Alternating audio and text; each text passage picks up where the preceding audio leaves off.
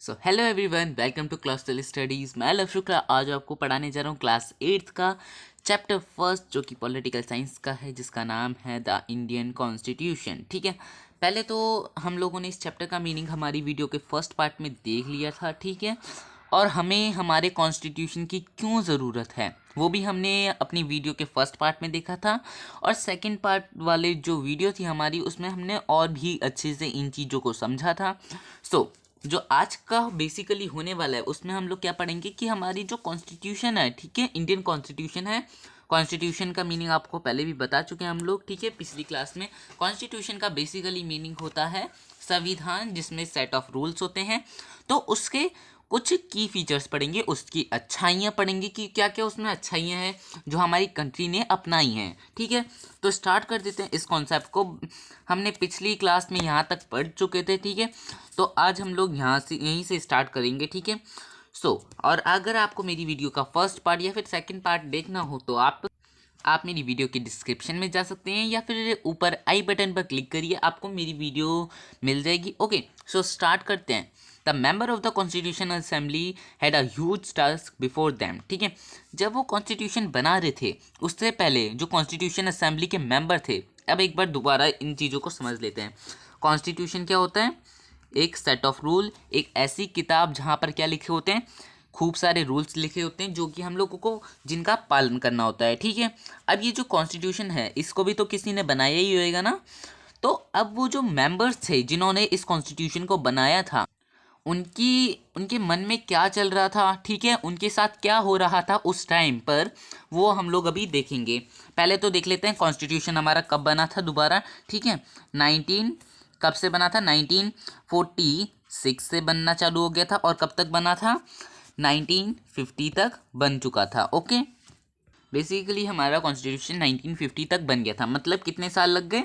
4 years लग गए थे हमारी कॉन्स्टिट्यूशन को बनने के लिए।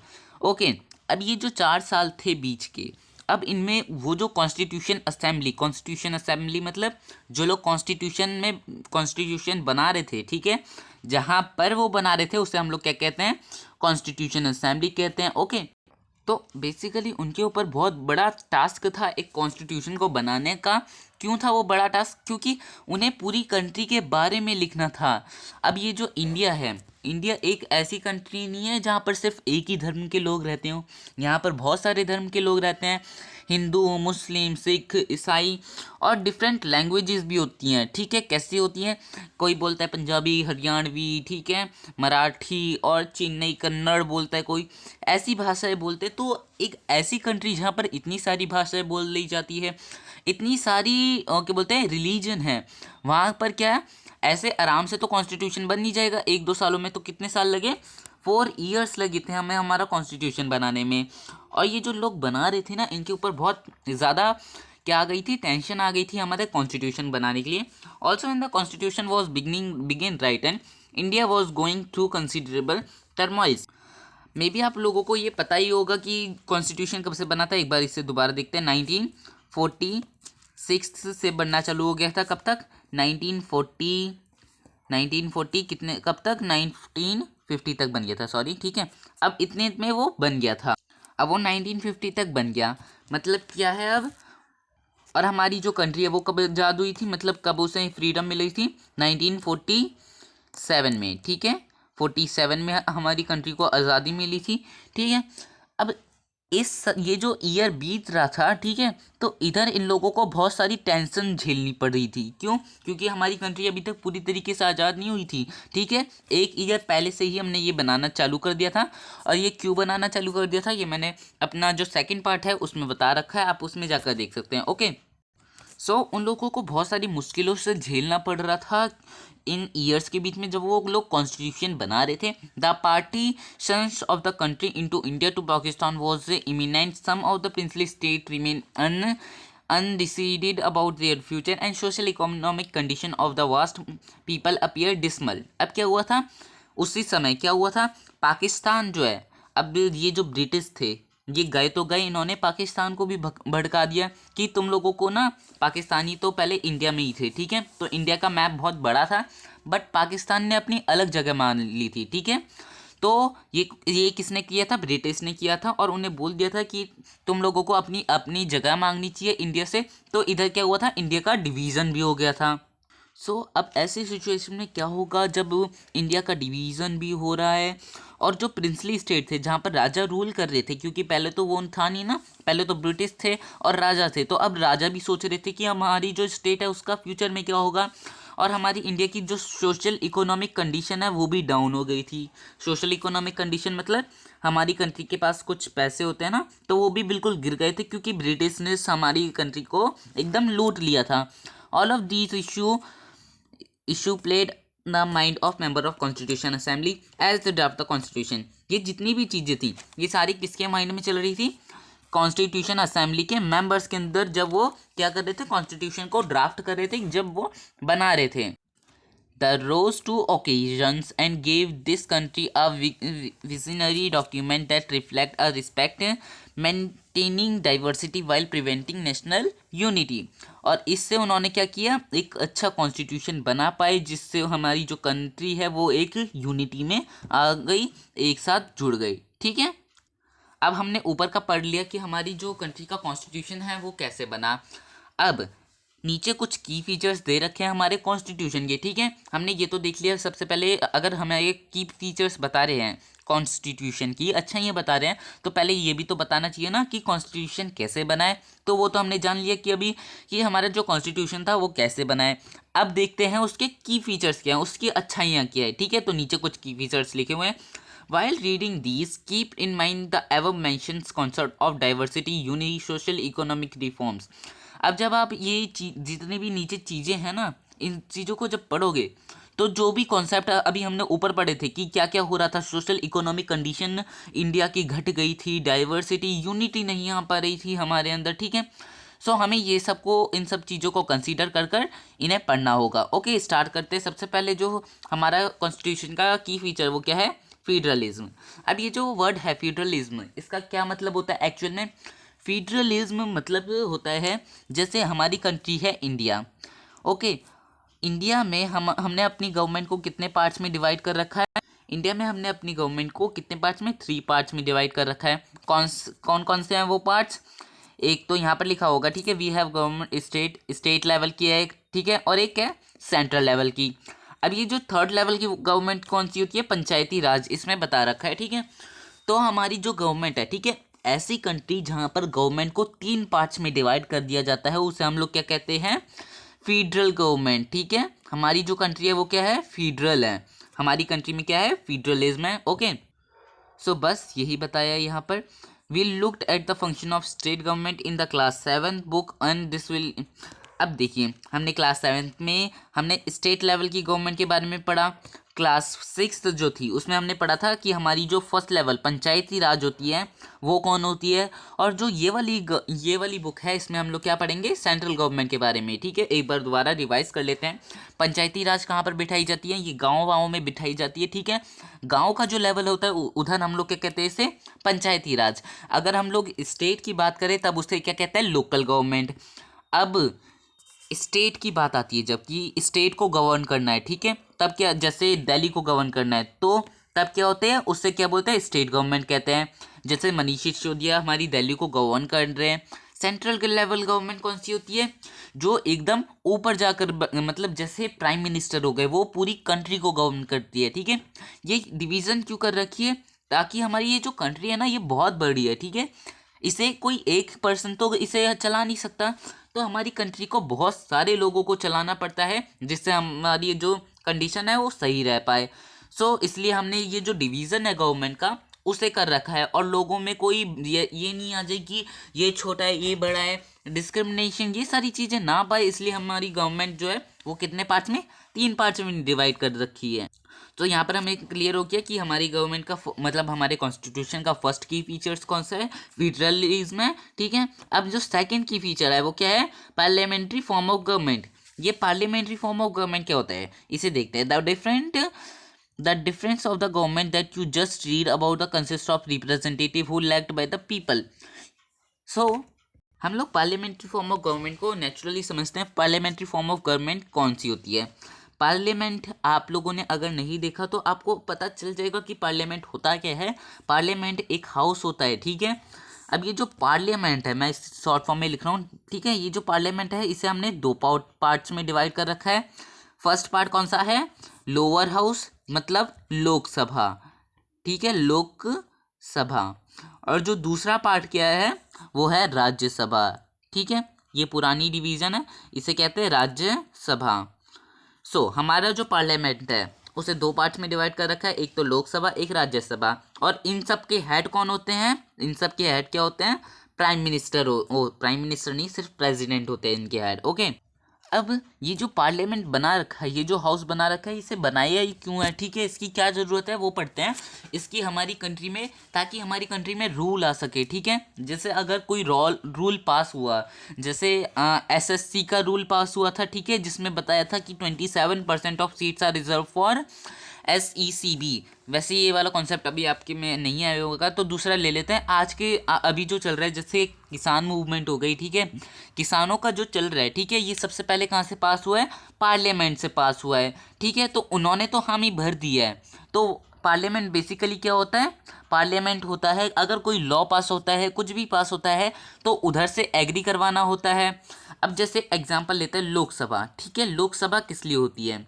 लोकसभा हमारी गवर्नमेंट को चूज़ करने के लिए होती है, जैसे प्राइम मिनिस्टर को चूज़ करने के लिए, ठीक है। हमारा जो इंडिया है उसे हमने पूरी सॉरी रुकिए, जैसे यहाँ पर हम लोग पिक्चर ड्रॉ कर लेते हैं इंडिया की, ठीक है। सॉरी ये थोड़ा गंदा बन गया, कोई बात नहीं। तो हमारे जैसे ये इंडिया है, इसे हमने कितनी कॉन्स्टिट्यूएंसीज में डिवाइड कर रखा है? 500 लिख लेते हैं, 500 कितने में? 545 कॉन्स्टिट्यूएंसीज में डिवाइड कर रखा है, ओके।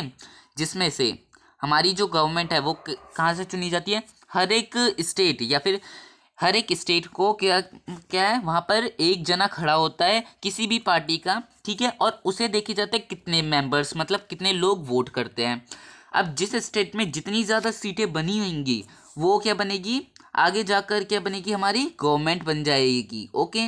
यहाँ पर यही बता रखा है कि ये जो पार्लियामेंट की लोकसभा होती है, राज्यसभा होती है, ये किस काम में आती है। हमें पता चल गया पार्लियामेंट किस काम में आता है। बट अगर आपको अभी क्लियर ना हुआ हो तो इसका थर्ड ही चैप्टर है जिसका नाम है पार्लियामेंट, ठीक है, उसमें हमें बहुत अच्छे से ही क्लियर हो जाएगा ये, ओके। थर्ड कॉन्सेप्ट क्या आता है? Separation of power. According to the constitution there are 3 organs of the state. Constitution के अकॉर्डिंग हमने जो हमारा जो स्टेट है, ठीक है, उसे 3 पार्ट में डिवाइड कर रखा है। अब यहाँ पर जो स्टेट है उसका मतलब क्या है, यहाँ पर क्लिक कर देता हूँ, ओके। हमारा जो स्टेट है उससे मतलब हमारी गवर्नमेंट को हमने 3 पार्ट्स में डिवाइड कर रखा है। कौन कौन से? फर्स्ट है legislature, second executive, third is judiciary, okay. The execute पहले हम लोग देख लेते हैं, एक एक कर समझते हैं। हमारी जो गवर्नमेंट है वो 3 पार्ट्स में डिवाइडेड है, फर्स्ट लेजिस्लेचर, एग्जीक्यूटिव और जुडिशरी। लेजिस्लेचर क्या होता है? Legislator refer to the elected representative. Legislature वो लोग होते हैं जो कि हमारी गवर्नमेंट को इलेक्ट करते हैं, ठीक है। जैसे प्राइम मिनिस्टर को किसने इलेक्ट किया है? लेजिस्लेचर असेंबली ने इलेक्ट किया है, ठीक है। लेजिस्लेचर हमें पता चल गया लेजिस्लेचर कौन होते हैं? जो हमारे रिप्रेजेंटेटिव कहीं या गवर्नमेंट दोनों सेम है, ठीक है। जो हमारे रिप्रेजेंटेटिव या गवर्नमेंट को चूज करते हैं उन्हें हम लोग क्या कहते हैं? लेजिस्लेचर कहते हैं। एग्जीक्यूटिव क्या कहते हैं? Executive is the small group of people who are responsible for implementing laws, running government. Executive वो लोग होते हैं जो कि किसी लॉ को क्या बोलते हैं इम्प्लीमेंट करने के लिए, रन करने के लिए, गवर्नमेंट को रन करने के लिए आते हैं, ठीक है। उन्हें हम लोग क्या कहते हैं? एग्जीक्यूटिव कहते हैं। जुडिशरी क्या कहते हैं? जुडिशरी नाम तो सुना होगा आप लोगों ने, नहीं सुना तो सुनिए। जुडिशरी हम लोग कहते हैं कोर्ट के सिस्टम को, ठीक है, कोर्ट, ओके। तो ये जो तीनों पावर्स हैं इन तीनों को ना अलग अलग रखा गया है। क्यों रखा गया वो देखते हैं। In order to prevent the misuse of power by any branch of the state, the constitution say that each of these organs should be exercise different power। इन तीनों को मतलब ये लोग अपनी पावर को मिसयूज ना करें। जैसे लेजिस्लेचर में कौन आती है? हमारी गवर्नमेंट। हमारी गवर्नमेंट ने कोई गलत काम किया तो अब वो किसके पास जाएगा? कोर्ट के पास जाएगा। कोर्ट क्या करेगा? अगर वो उसको जानता होगा तो वो क्या करेगा? उसका डिसीजन उसके फेवर में कर देगा। फिर क्या होगा? पूरी ये जो डेमोक्रेसी है वो क्या होगी? वैनिश हो जाएगी, खत्म हो जाएगी हमारी कंट्री में। तो ये जो स्पिरिट है डेमोक्रेसी की, उसे बचाने के लिए ये जो तीनों पार्ट्स हैं इन्हें अलग अलग रखा गया है, ठीक है। इनको इनमें इनका कोई रिलेशन नहीं रखा जाता है, बोला भी नहीं जाता, in order to prevent the misuse of power, और पावर का मिसयूज करने के लिए इसीलिए इन तीनों को प्रिवेंट किया है। The constitution say that each of these organ should exercise different power दो। और कॉन्स्टिट्यूशन क्या कहते हैं, ये जो तीनों हैं ये इनकी अपनी अपनी पावर हैं जो कि अलग अलग तरीके से है। Through this each organ act as a check on the other organ. चलिए नीचे चलते हैं, ठीक है। सो अब आ जाते हैं हम लोग फंडामेंटल राइट्स पर, ठीक है। हमने बोला था कि लास्ट में हम लोग डिस्कस करेंगे कि हमारे जो फंडामेंटल राइट्स होते हैं वो क्या होते हैं एक्चुअल में। सो देख लेते हैं एक बार। The section on the fundamental rights often being refer to be as concepts, ये इसे छोड़ते हैं अभी, मैं आपको अपने तरीके से बताता हूँ जिसके थ्रू आपको और ज़्यादा क्लियर हो जाएगा, ठीक है। फंडामेंटल राइट्स क्या कहते हैं, अब हम लोग क्या है, एक इंसान ही हैं, ठीक है। अब अगर हम लोग इस कंट्री में रह रहे हैं, जैसे इंडिया में रह रहे हैं, तो हमारे क्या है, कुछ हमें रूल्स फॉलो करने होते हैं, ठीक है। अगर वो लोग हमारे रूल्स को तोड़ता है, ठीक है, हमारे पास कुछ राइट्स होते हैं। राइट्स मतलब हमारे पास कुछ अधिकार होते हैं और कोई भी उनके अगेंस्ट में नहीं जा सकता है, ठीक है। अब अगर कोई हमारे राइट्स के, हमारे अधिकारों के अगेंस्ट में जाता है तो वो क्या होएगा, उससे पनिश करा जाएगा, उसे दंड मिलेगा। अब ये राइट्स क्या होते हैं वो चीज़ें हम लोग पढ़ेंगे। चलो देखते हैं ये राइट्स क्या है, ठीक है। फंडामेंटल राइट्स, फंडामेंटल का मीनिंग क्या होता है, बेसिक, ठीक है, जो नेचुरली हमें जैसी हमारी बर्थ होती है वो हमें मिलते हैं। अब फर्स्ट राइट क्या है, राइट टू इक्वालिटी। अच्छा, राइट टू इक्वालिटी में क्या आता है, हमें जीने का अधिकार है, ठीक है। कोई भी हमें ये नहीं बोल सकता कि तुम नीची जात के हो, तुम ऊंची जात के हो, तुम नहीं रह सकते इधर, ठीक है। तो ऐसा कोई भी नहीं कर सकता, इसे क्या कहते हैं, राइट टू इक्वालिटी। अगर कोई भी आपके साथ ये बोलता है कि तुम तो नीची जात के हो, तुम तो गरीब हो, ठीक है, तुम इस कास्ट से बिलोंग हो, तुम या फिर तुम लोग क्या हो, दिव्यांग हो, तो इन चीज़ में क्या करता है, हमारा जो कॉन्स्टिट्यूशन है वो हमें हेल्प करता है। वो बोलता है कि अगर ऐसा कोई करे तो वो उसे पुलिस में डाल दो, उसे बंद करवा दो, उसे पनिश करा जाएगा, ठीक है। फर्स्ट हमें पता चल गया राइट टू इक्वालिटी। सेकंड जो हमारा राइट है वो क्या है, राइट टू फ्रीडम। फ्रीडम है हमारा राइट।